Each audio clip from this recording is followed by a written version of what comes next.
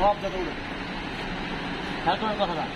এখন আপনাদের যে আমার ইলেকট্রিশিয়ান, হ্যাঁ, আমার যে ফলটা বলছেন এই জায়গাতে যারা ঢুকছে এটা কারেন্ট ঢুকছে। আচ্ছা, তাহলে কারেন্ট ঢুকলো, যারা ঢুকলো, এটা লুজ নাই, এটা লুজ নাই, হ্যাঁ, দেখেন কথা খেয়াল করে না লুজ নাই। এখন হলো এটা আউটপুট লাইন, জানছো না?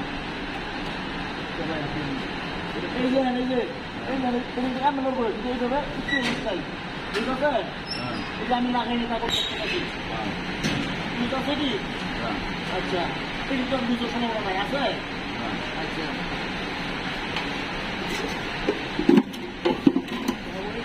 কোনটা তুলে না দেন এই বলে তুলে না দেন উঠে নামলে তুলে না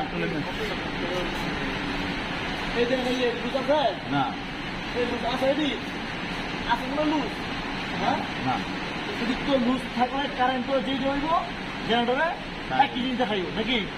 এখানে কোনো লুজ নাই। এখন আমার কথা হইলো জেনারেটর লাইনে বেরোবারি করে এটা প্রথম থেকেই পৃথিবীর যত জেনারেটর আমি আমার জানা যত জেনারেটর আছে সবগুলো জেনারেটর হাফ ডাউন করে, কারণ যদি 2-3 বল হাফ ডাউন করে জেনারেটরে 4 বল হাফ ডাউন করে, মানে একটু বেশি করে 2-1 বল গেলে একটা যদি জেনারেটর বেশি হাফ ডাউন করতেছে, যার কারণে আমার ফোনটার সমস্যা হইতেছে।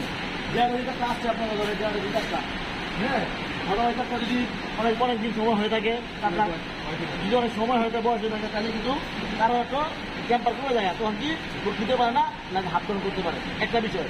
এবং এই যে লাখটা লাগানো হয়েছে এই জেনারেটর যেটা আনছেন ওইটা যদি বইতে বসে থাকে ওইগুলো যদি আবার লাখটা থেকে লাগালে হইতে পারে, ভালো হয়ে যাবো। আর তারা ঠিক মনে দিয়া আনলে আমার মতো হয়ে যেতে পারে। আমার কথাটা বুঝছেন?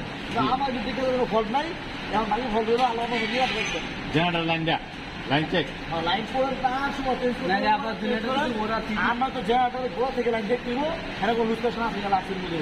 এখন ওখানে লাক্সের মধ্যে তো আমি দেখেছি।